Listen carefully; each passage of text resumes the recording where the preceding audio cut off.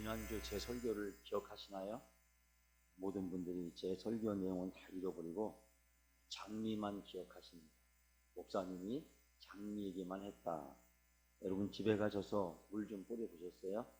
물 좀 뿌리라고 제가 얘기했는데 뿌리셨는지 모르겠습니다. 지난 한 주 동안 저는 화요일부터 목요일까지 새벽 기도를 통해서 학계 여행을 다녀왔습니다. 제가 수요일 저녁을 포함해서 5번에 걸쳐서 학개서의 말씀을 여러분께 전하고 함께 나누었습니다. 제가 학개서를 지난주에 설교했던 이유는 특별한 이유가 있었던 것이 아니라 하박국 다음에 있어서 제가 화요일날 설교를 하고 수요일날 새벽에 설교를 했는데 하나님이 제 마음속에 이번 한 주일 동안은 학계에 집중하라고 하는 그런 감동을 주셨습니다. 그래서 제가 지난 수요일 저녁에 수요 설교 제목으로 준비했던 본문도 바꾸고 학개서를 설교를 했고 오늘까지 총 6번에 걸쳐서 학개서의 말씀을 전하려고 합니다.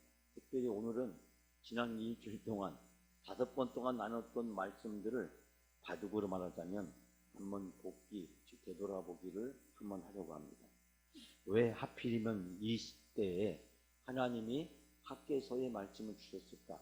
이 학개서의 말씀을 통해서 하나님은 우리 영광교회가 어떤 은혜를 받기를 원하실까라고 하는 것을 저는 고민을 하면서 이 말씀을 오늘 준비를 했는데 제가 오늘 새벽까지 하나님이 저에게 이 말씀을 통해서 무엇을 설교하라고 하는지 확신을 주지 않으셔서 저도 오늘 설교를 해봐야 알겠습니다. 어떤 설교가 될지 저도 잘 모르겠습니다. 여러분 학교에서는 바벨론 포로로부터 돌아온 유대인들에게 무슨 일이 있었는가라고 하는 것을 가르쳐 줍니다.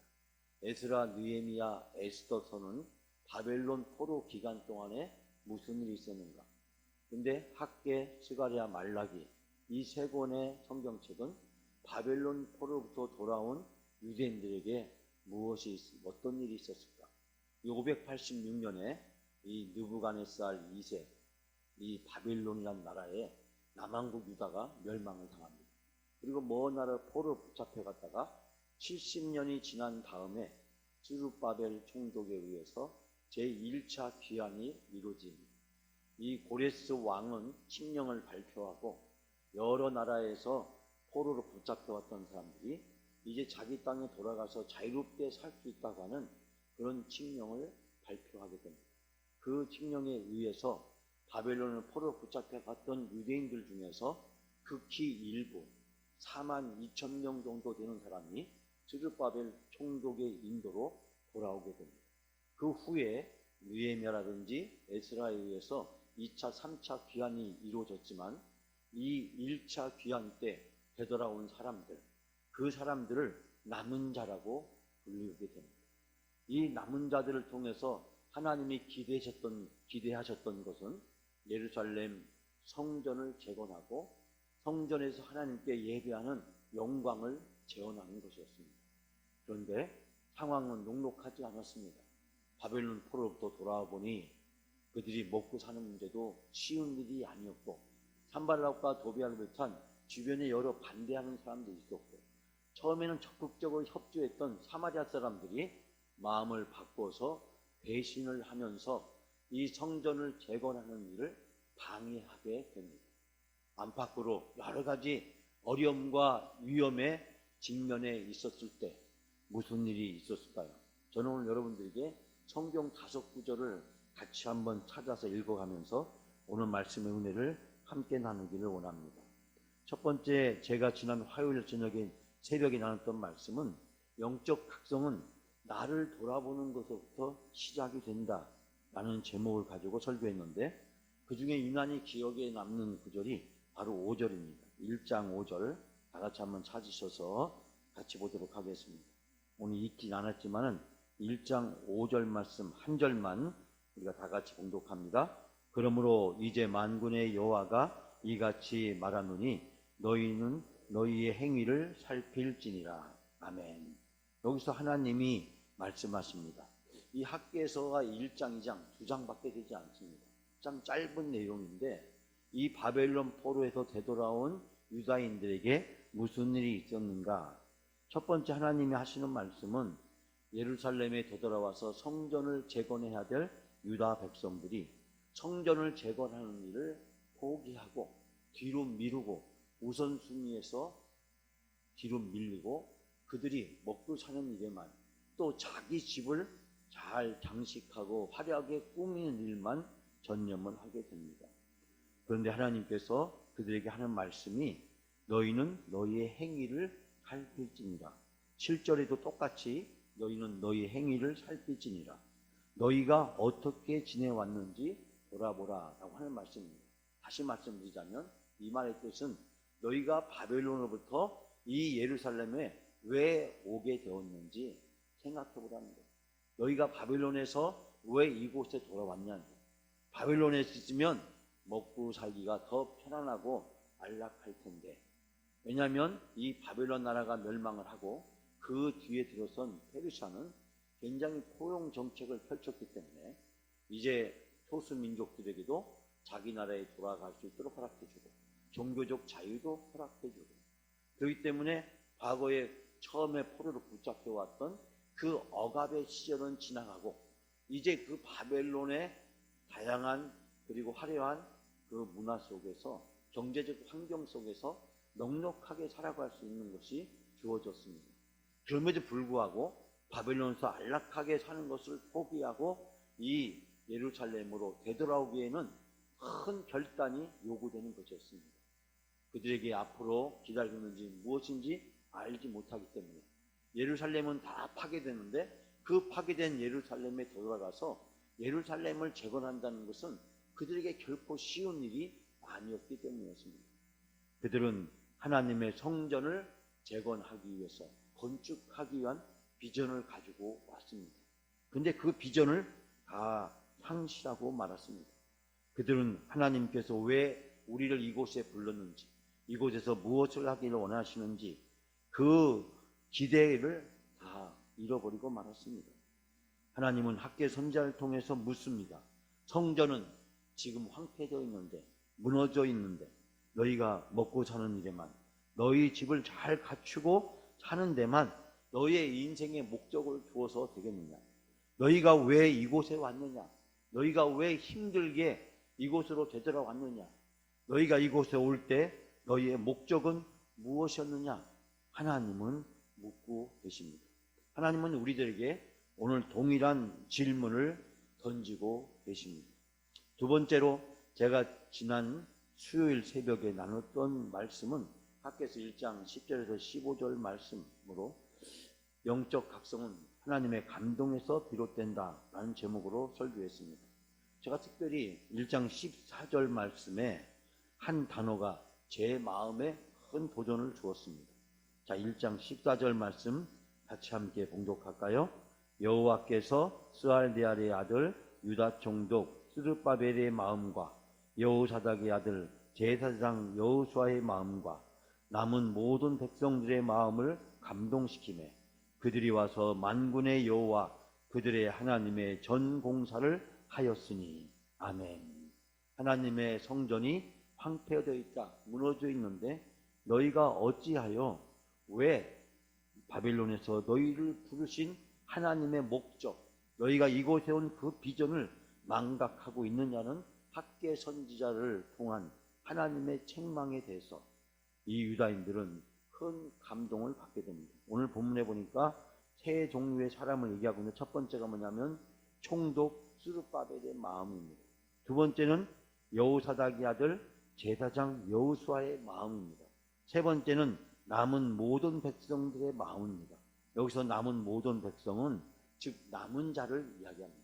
바벨론 포로부터 유다로 되돌아온 그 백성들의 마음을 감동시켰다라고 이야기하고 있습니다. 옛날 성경에 보면 이 감동시켰다라는 말을 대신에 흥분시켰다라는 말을 사용하고 있습니다. 이것은 단순히 감정적인 흥분을 얘기하는 것이 아니라 각성, 분발, 자극, 선동, 일으키다, 깨우치다는 뜻을 가지고 있습니다. 한마디로 얘기하면 영적으로 하나님이 그들을 각성시켰다라고 하는 것입니다. 영적 각성을 통해서 우리가 왜 이곳에 왔는지, 왜 우리가 이곳에 귀향하게 되었는지, 귀향할 때 하나님이 주신 사명과 목적이 무엇인지를 다시 발견하게 되었다는 것입니다. 우리가 인생을 살아가면서 왜 내가 살아야 되는지, 내 인생의 목적이 무엇인지를 발견하게 될 때 그 사람은 진정으로 행복한 인생을 살아가듯이 이제 이스라엘 사람들은 바로 하나님이 자기들이 부르신 목적을 발견하게 되고 이 목적을 통해서 그들은 하나님이 이것 때문에 우리를 이곳에 다시 부르셨구나라는 것을 깨닫게 되었습니다. 즉 하나님이 그들의 마음을 감동시켜 주셨다라고 하는 것입니다. 즉 영적인 각성을 통해서 온 이스라엘 백성들은 자기 자신의 죄를 깨닫고 회개하게 되었습니다. 그리고 다 같이 마음을 합쳐서 하나님의 전 공사를 하였으니 즉 하나님의 주님의 성전을 짓는 일을 하였다. 그래서 그들은 3개월 동안 그동안 제대로 하지 못했던 성전을 재건하는 일을 감당하게 됩니다. 사랑하는 여러분, 영적 각성을 해야 우리는 우리의 사명을 깨닫게 되고 우리 인생의 목적을 발견하게 되고 진정으로 그때서야 비로소 행복한 인생을 살게 됩니다. 영적 각성을 통해서 우리는 우리가 누군지를 알게 되고 하나님이 왜 우리를 죄에서 구원해 주는지도 알게 되고 하나님께서 우리에게 주신 행복한 인생을 살아갈 수 있게 됩니다. 사랑하는 여러분, 우리 교회가 지금 필요한 것은 영적으로 각성하는 일입니다. 회개하는 일입니다. 한국교회가 지금 필요한 것은 회개하고 반성하는 일입니다.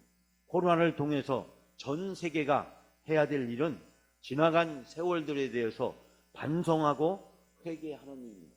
코로나라는 대전염병을 통해서도 인류가 반성하지 못한다면 인류는 새로운 미래를 향해서 나아갈 수 없습니다.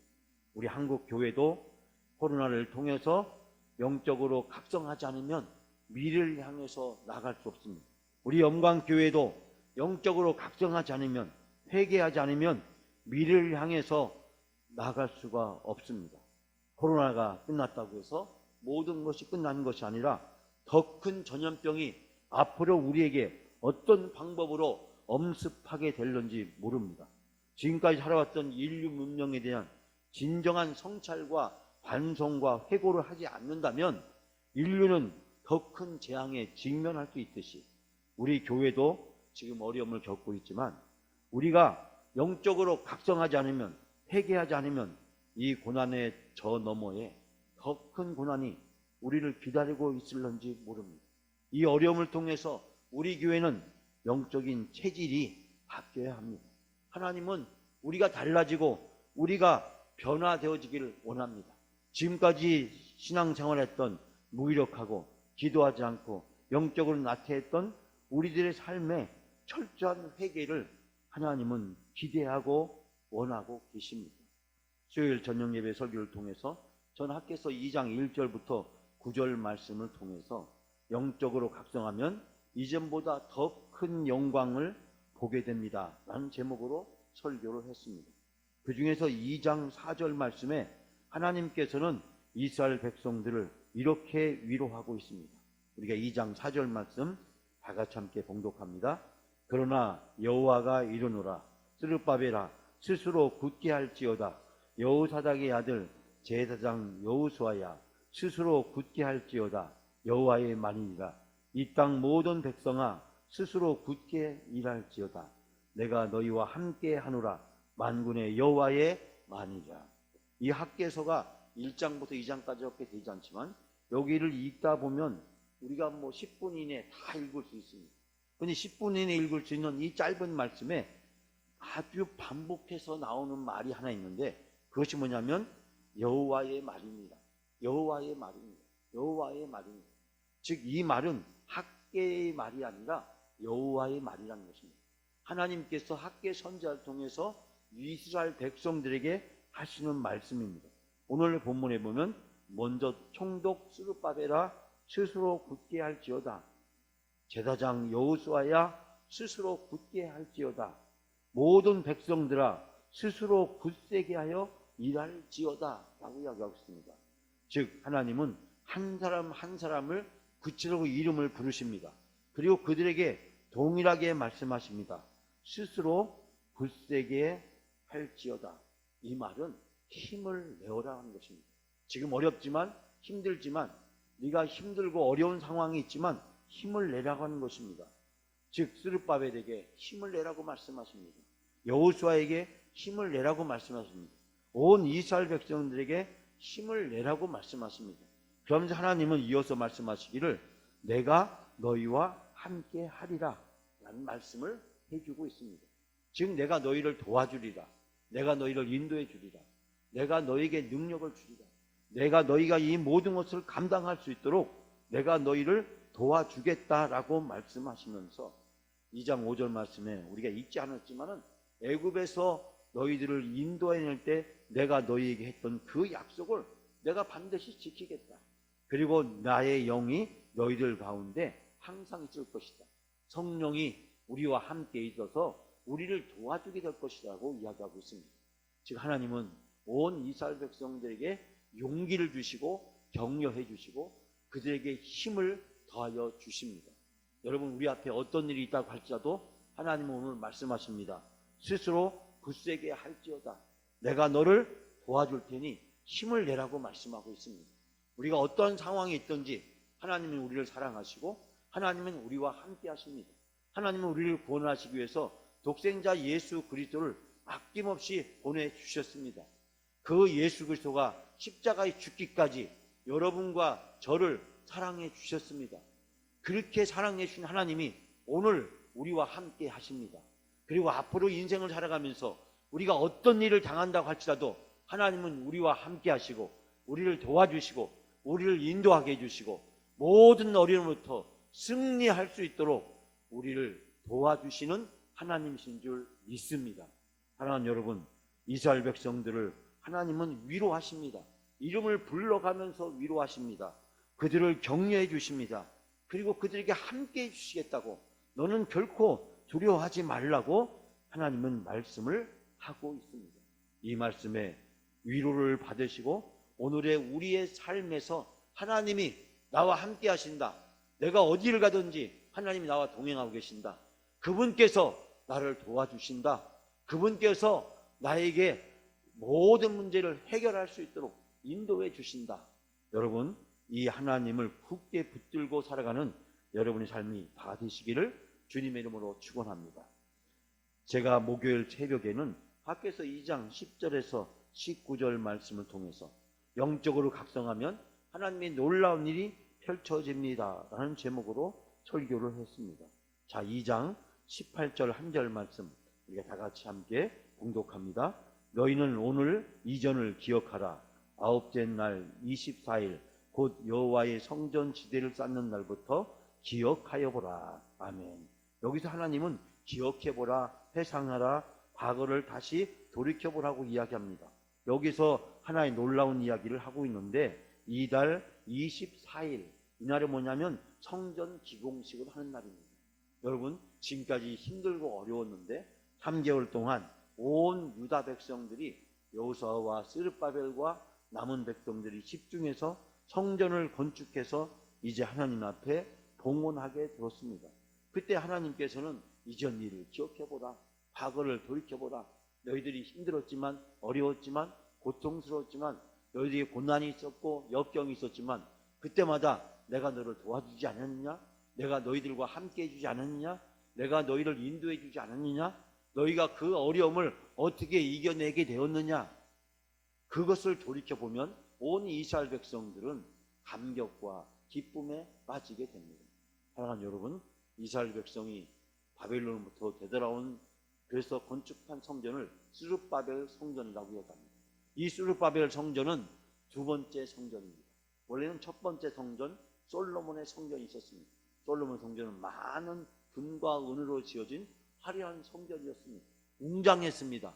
모든 사람들에게 큰 감동을 주고 모든 사람들에게 큰 칭찬이 되는 그런 성전이었습니다. 그러나 586년 바빌론에게 그 성전은 파괴되고 말았습니다. 돌덩이만 남겨두고 그 흔적은 다 사라져버리고 말았습니다. 아무리 화려해도 아무리 커도 그 솔로몬의 성전은 다 지나간 과거가 되어버리고 말았습니다. 하나님은 바벨론부터 되돌아와서 스룹바벨 성전을 지은 온 유다 백성들에게 이 성전을 통해서 앞으로 너희에게 주실 하나님의 영광과 축복이 더 크고 놀라운 것이라고 약속을 하고 있습니다. 그러면서 이스라엘 백성들에게 과거를 기억해라. 너희가 어떻게 여기까지 오게 됐는지, 너희에게 무슨 일이 있었는지, 이 모든 것을 돌이켜보면 이스라엘 백성은 하나님의 은혜입니다. 모든 것이 하나님의 은혜입니다라고 고백하지 않을 수 없습니다. 우리가 바벨론이라는 먼 나라의 포로로 붙잡혀가서 살아 돌아오게 된 것, 그 먼 길을 안전하게 귀향하게 된 것, 이곳에 와서 다시 예루살렘 성전과 성벽을 회복하게 된 것, 오늘 성전을 짓고 하나님 앞에 드리면서 이 감격과 기쁨을 누리게 된 것, 이 모든 것이 하나님의 은혜임을 깨닫게 됩니다. 사랑하는 여러분, 우리 인생을 돌이켜보면 모든 것이 하나님의 은혜라는 사실을 고백하지 않을 수 없습니다. 우리가 자라오면서 힘든 일도 있었고 어려운 일도 많았습니다. 그렇지만 그 힘든 일, 어려운 일 이겨낼 수 있도록 하나님이 도와주시고 하나님이 도와주셨고 지금도 도와주고 계시고 앞으로도 하나님이 우리를 도와주실 줄 믿습니다. 하나님의 은혜입니다. 우리가 과거를 돌이켜보면 불평과 원망에서 사로잡혀 사는 것이 아니라 모든 것을 용서하고 모든 것을 사랑으로 감싸고 모든 것에서 하나님의 은혜에 감사하지 않을 수 없습니다. 사랑하는 여러분, 여러분의 삶 속에서 모든 것을 돌이켜보시고 하나님께 감사할 수 있는 귀한 삶을 사시는 여러분이 되시기를 주님의 이름으로 축원합니다. 그랬을 때 우리 앞에 상상할 수 없는 놀라운 은혜와 축복을 앞으로 하나님이 베풀어 주실 줄 믿습니다. 코로나도 가고 우리 교회의 어려움도 이제 가게 될 것입니다. 그때 하나님이 우리 교회에 상상할 수 없는 놀라운 은혜와 축복을 펼쳐 주실 줄 믿습니다.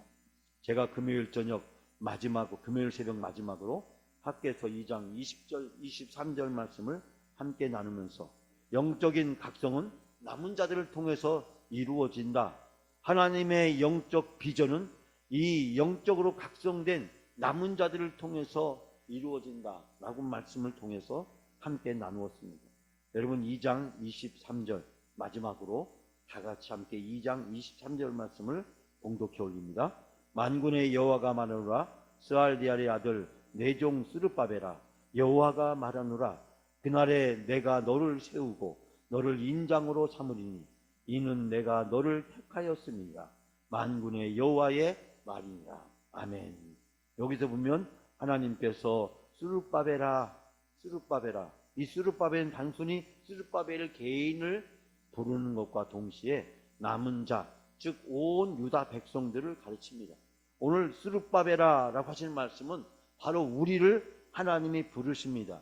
하나님은 여기서 세 가지를 말씀하셨습니다. 첫 번째는 그날에 내가 너를 세워주겠다. 여러분, 하나님께서 오늘 내가 너를 세워주겠다. 내가 너를 높이 세우겠다.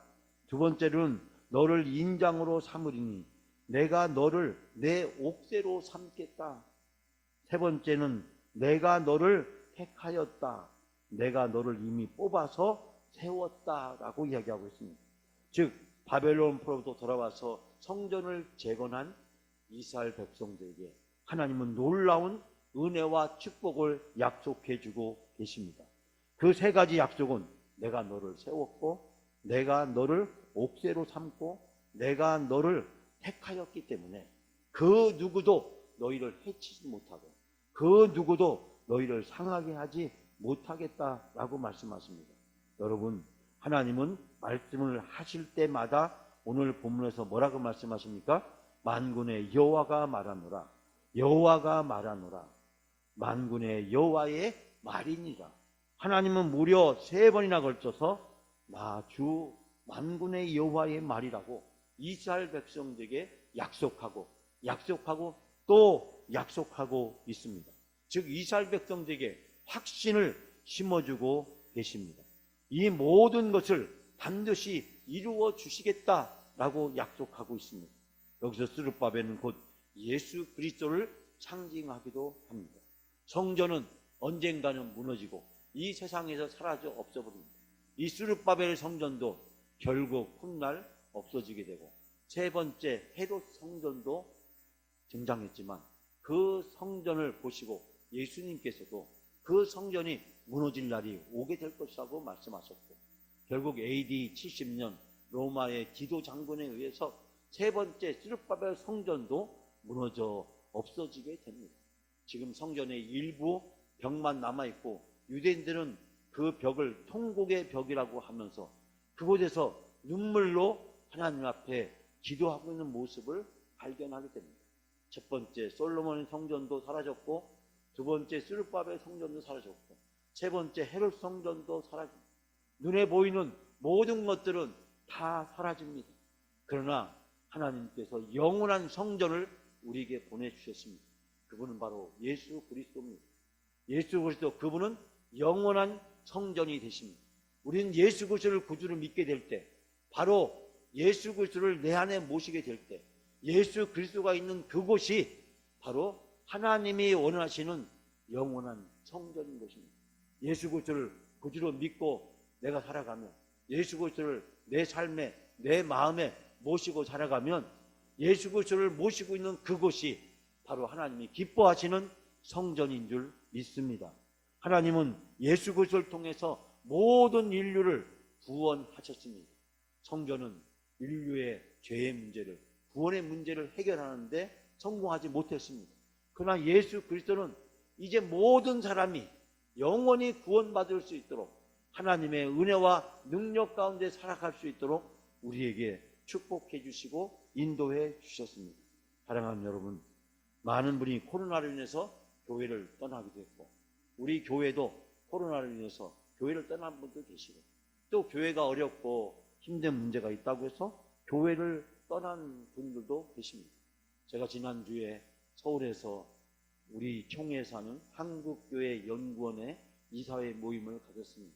전국에서 많은 목사님, 장로님, 지도자들이 모였습니다. 총회에서 여러 가지 많은 일들을 하시는 총회장님과 부총회장님과 각 기관장들 있습니다. 그분들이 하시는 말씀이 코로나로 인해서 신앙의 진짜와 가짜가 가려졌다. 진짜 신앙이 있는 사람과 진짜 신앙이 없는 사람, 즉 알곡과 뚝쟁이가 갈라졌다라는 말씀을 한 장로님이 그런 얘기를 하시면서 진짜 신앙인만 이제 교회에 남게 됐는가 보다 라는 이야기를 하면서 코로나로 인한 한국 교회가 미쳐진 여러 가지 영향들에 대해서 같이 함께 나누는 시간을 가졌습니다. 마찬가지로 코로나로 인해서 우리 교회 문제로 인해서 교회를 떠난 안타까운 사람들이 있습니다. 주의 몸된 거룩한 교회를 욕되게 하는 악한 불법적인 행위를 하는 사람들이 있습니다. 하나님의 진노와 심판이 얼마나 무서운 것인지를 깨닫지 못하는 안타까운 모습을 보면서 하나님은 오늘 우리 교회가, 그리고 우리 자신들이 철저히 영적으로 각성하고 회개하기를 원하십니다. 우리 교회는 1963년도에 이곳에 개척이 되었습니다. 그리고 교회로서의 놀라운 부흥과 성장을 이루어 왔지만 한 번의 분열과 아픔을 겪었습니다. 그러나 1995년 이후에 우리 교회는 제2의 영적 부흥을 이루었습니다. 저는 앞으로 하나님께서 제3차 영적 부흥을 우리 교회에 예비하시고 준비하고 계시다고 확신합니다. 여러분을 통해서, 남은 자인 영광의 여러분을 통해서 하나님이 제3의 영적 부흥을 놀랍게 펼치시고 이루어 주실 줄 믿습니다. 여러분, 우리의 미래는 하나님이 인도하십니다. 하나님이 함께 하십니다. 하나님의 계획에 의해서 우리 교회를 통해서 놀라운 일을 이루어 주실 줄 믿습니다. 하나님, 내가 그 하나님의 영적 부흥을 이루는 하나님의 비전의 동역자가 되게 해 주옵소서. 그 사명을 감당할 수 있는 남은 자가 되게 해 주옵소서. 그래서 하나님이 하실 이 놀라운 영광과 기쁨을 내가 온전히 경험할 수 있는 저가 되게 해 주옵소서. 오늘 읽은 본문에 이렇게 말씀하고 있습니다. 내가 이 성전의 영광이 충만하게 하리라. 이 성전의 나중 영광이 이전 영광보다 더 크리라. 우리가 이제까지 경험했던 그 영광보다 앞으로 우리에게 펼쳐질 영광이 더 크다고 하나님은 말씀하고 있습니다. 사랑하는 성도 여러분, 우리가 인생을 살아오면서 어렵고 힘든 일을 겪어왔습니다. 지금도 겪고 있습니다. 앞으로도 겪게 될런지 모릅니다. 그러나 언제 어디서나 하나님은 우리와 함께 하시며 하나님은 여러분을 도와주시고 여러분을 통해서 놀라운 일을 이루어 주시는 하나님이신 줄 믿습니다. 이 하나님을 간절히 사모하시고 이 하나님의 놀라운 능력과 은총을 간절히 기대하시고 하나님 앞에 기도함으로 하나님의 큰 권능과 능력을 누리시는 여러분이 다 되시기를 주님의 이름으로 축원합니다.